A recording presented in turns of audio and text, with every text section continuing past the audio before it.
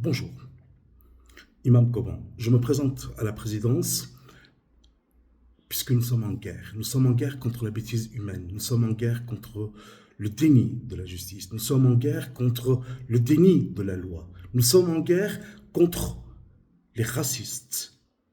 Nous sommes en guerre contre effectivement une magistrature qui cache la vérité, qui fait de non-assistance à personne en danger, puisque aujourd'hui les sondages démontrent effectivement que l'islamophobie, la haine de l'étranger, le racisme, le dénigrement, les rafles, et ainsi qu'effectivement les ratonnades, donc ainsi que être insulté donc dans les rues, dans les manifestations, par des gens cagoulés, tatoués, armés, entraînés, c'est effectivement devant les yeux de tout le monde et devant effectivement la communauté internationale.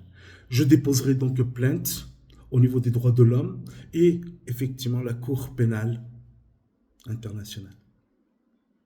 On ne peut pas accepter. Nous avons été volés, nous avons été trompés, nous avons été trahis, nous avons été manipulés par effectivement donc la presse. Donc aujourd'hui, autant Macron, autant effectivement les sionistes, autant effectivement la loge, effectivement, et en même temps l'assemblée cachée, secrète des sionistes dans le gouvernement. Donc nous ne pouvons pas l'accepter. Je déposerai plainte. Nous sommes en guerre. Nous sommes en guerre contre ces gens-là.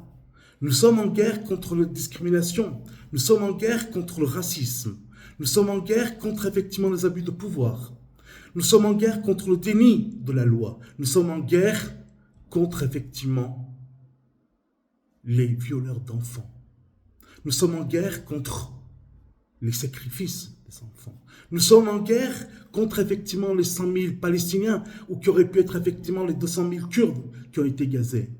Nous sommes en guerre contre la bêtise humaine et contre effectivement ces présidents voyous truands arrivés et voulus effectivement parce qu'ils ont plié genoux devant Bolloré ou devant effectivement donc Rothschild, tout simplement, de la banque. Hein. Il faut dire les choses. Nous sommes en guerre contre les lois abusives, donc qui vous amènent au silence. Aujourd'hui, il y a des lois et des votes qui vont se faire. Je n'ai pas le droit de ne pas aimer les sionistes qui tuent, qui violent, qui manipulent, qui font du chantage.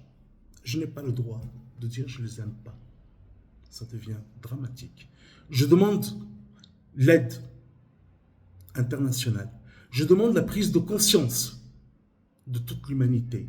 En France, ce qu'on est en train de se passer est ignoble, horrible. C'est devant les yeux de tout le monde, de toute la communauté internationale qui est en train d'arriver. Les fachos arrivent au pouvoir. Les fachos sont déjà au pouvoir. Hier, on tendait des femmes parce qu'elles avaient couché effectivement donc là-dedans avec des SS. Aujourd'hui, ce sont les SS qui arrivent au pouvoir. Ce sont effectivement les ratonnades, ce sont les rafles, ce sont les insultes, ce sont les entraves que nous subissons depuis des années. Maintenant, c'est flagrant. Maintenant, c'est dit, maintenant, c'est écrit, maintenant, c'est fait. C'est sous cette promesse-là de ne faire aucun cadeau à l'étranger, donc de nuire à l'étranger.